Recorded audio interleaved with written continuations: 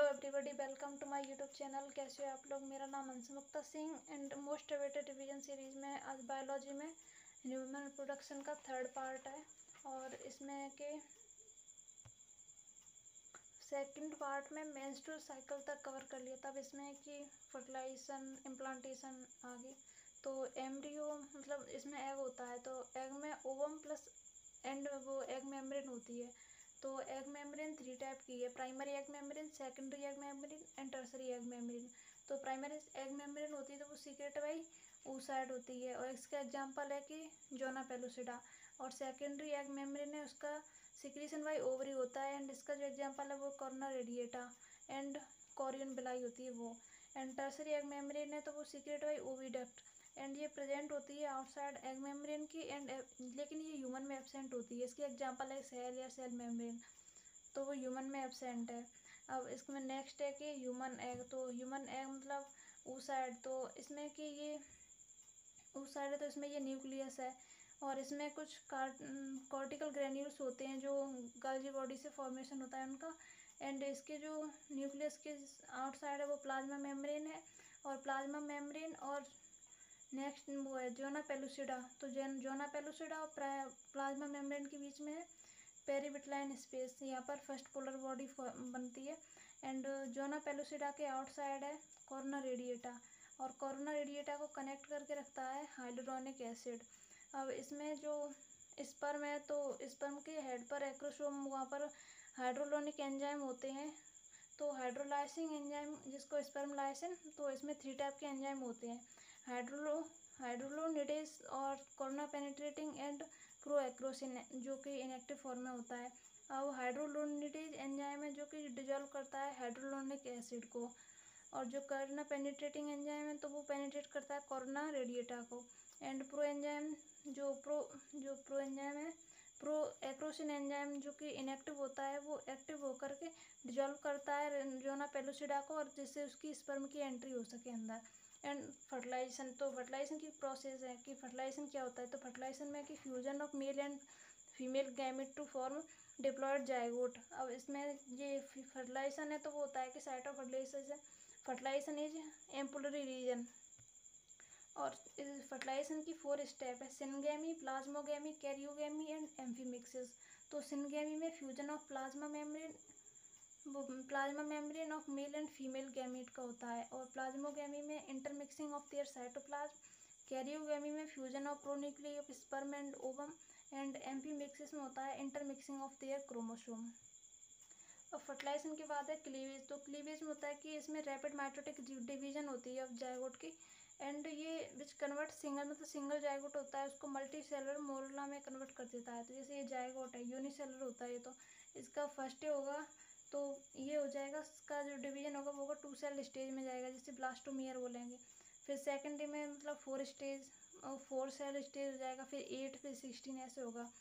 अब इसमें जो ये 8 से 16 सेल स्टेज है तो इसको मोरिला बोलते हैं। तो मोरिला मतलब इसमें कि जोना पेलुसिडा इसके में प्रेजेंट होती है और ये सॉलिड बॉल लाइक स्ट्रक्चर है एंड ये स्तमस यानी फेलोपियन ट्यूब में ये फॉर्म होता है।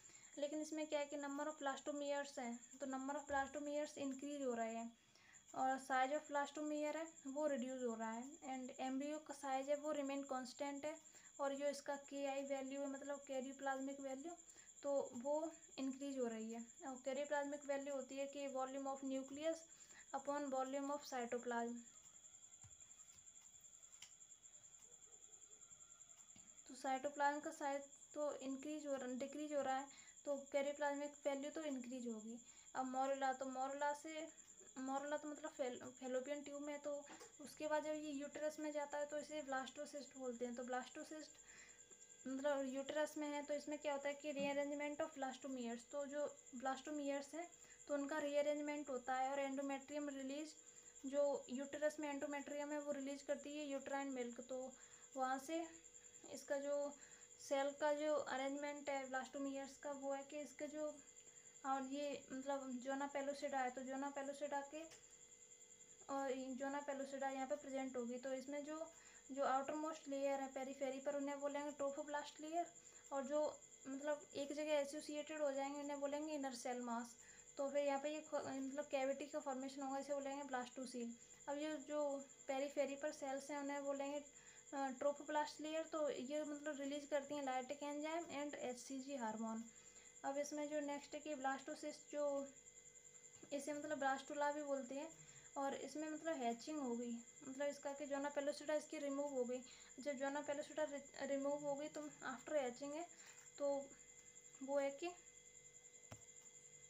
यहाँ से जो जोना पेलोसिटा रिमूव हो रही है, तो उसके बाद ब्लास्टोसील है, और ये ट्रोफोप्लास्ट इनर सेल मास, और ये ब्लास्टोसील एंड मतलब ये ब्लास्टोसिस्ट ही है। तो जो इनर सेल मास है, इनर सेल मास के, और जो वो ट्रोफोब्लास्ट लेयर है, ट्रोफोब्लास्ट लेयर जो इनर सेल मास से एसोसिएटेड है, उसे बोलते हैं सेल ऑफ रबर। एंड जो ट्रोफोब्लास्ट मतलब जो पेरीफेरी पर प्रेजेंट है, वो formation of extra embryonic membrane का फॉर्मेशन करती है। अब नेक्स्ट इसमें कि इम्प्लांटेशन। तो implantation start 7 to 9 days after fertilisation होता है, और इसकी जो इम्प्लांटेशन की मोस्ट प्रेफर्ड साइट होती है वो है फंडस। एंड ये कंप्लीट इम्प्लांटेशन 12 डे में होता है। एंड जो ब्लास्टोसिस्ट है वो complete sink in the wall of uterus and covered by endometrium tissue. तो एंडोमेट्रियम में मतलब एंडोमेट्रियम से कवर होती है। जो आफ्टर इम्प्लांटेशन होता है वो एंडोमेट्रियम को हम डेसिडुआ बोलते हैं। अब एम्ब्रियोनिक डेवलपमेंट है, तो cell of Rauber and inner cell mass trophoblast जो मतलब पेरीफेरी पे प्रेजेंट है, और ये वो है एंडोमेट्रियम। तो इसमें मतलब इम्बेडेड है। तो फिर आफ्टर इम्प्लांटेशन इसका क्या होगा कि मतलब इसमें रीअरेंजमेंट होगा। तो इसके जो पेरीफेरी पर जो प्रेजेंट है ट्रोफोप्लास्ट सेल्स, वो उनमें उनसे होगा कोरियनिक बेलाई के फॉर्मेशन। एंड जो इनसाइड इनर सेल मास है उनसे होगा एपीब्लास्ट एंड हाइपोब्लास्ट। जो कि एपीब्लास्ट है वो तो कॉलमनर फॉर्म में है, और जो हाइपोब्लास्ट सेल्स हैं वो क्यूबोइडल फॉर्म में। अब इसमें जो एपीब्लास्ट या कॉलमनर सेल्स हैं तो वो उनसे जर्म डिस्क का फॉर्मेशन होगा, एक्टो मीजो एंडोडर्म। और इनका जो सीक्वेंस होता है वो है एंडोडर्म मीजोडर्म एक्टोडर्म। अब इसमें जो नेक्स्ट है कि ये कोरियनिक बिलाई है। तो कोरियनिक बिलाई, और ये मतलब इसका जो एपीब्लास्ट और हाइपोब्लास्ट थी, तो उससे होगा कि एपीब्लास्ट से ऊपर है तो उससे होगा एमनियोटिक सैक, इसे बोलेंगे। और जो हाइपोब्लास्ट है उसे बोलेंगे यॉक सैक। तो एमनियोटिक सैक और ये हो गया यॉक सैक। तो इसमें ये वाली है तो इसे बोलेंगे एपीब्लास्ट, ये ऊपर वाली और नीचे वाली है हाइपोब्लास्ट। तो एपीब्लास्ट और हाइपोब्लास्ट आफ्टर 15 डेज तो गैस्ट्रुलेशन बोलते हैं। तो मतलब ये आफ्टर इम्प्लांटेशन की आफ्टर 15 डेज होती है ना, तो उसे बोलते हैं गैस्ट्रुलेशन। तो इसमें 3 जर्म लेयर का फॉर्मेशन होगा। एंड इसमें क्या है कि जो यॉक सैक है तो ह्यूमन में मतलब रिड्यूस होता जाता है, क्योंकि फीटल मदर पर डिपेंड होता है, तो इसका साइज मतलब रिड्यूस हो रहा है ह्यूमन यॉक सैक का। तो यहाँ पर ये है कि ये एम्ब्रियो है, एंड ये एमनियोन है, एमनियोटिक सैक है ये वाला। अब इसमें जो आउटर मोस्ट जो मेम्ब्रेन है वो होंगी। तो उसके बाद है कि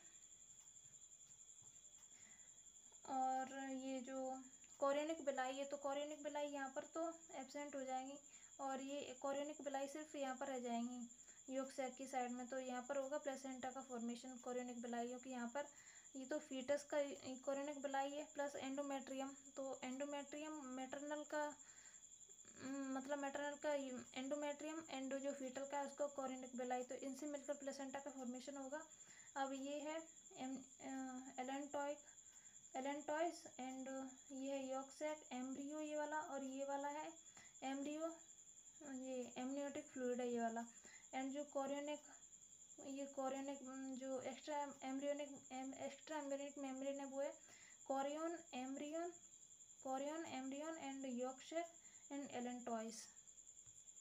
अब जो 4 एक्स्ट्रा एम्ब्रियोनिक मेम्ब्रेन है कि एमनियन और कैरियन, तो ये वाले हैं एक्टो एंड मेजोडर्म। और जो यॉक सैक और एलेंटॉइस है तो ये एंडो और मेजोडर्म है।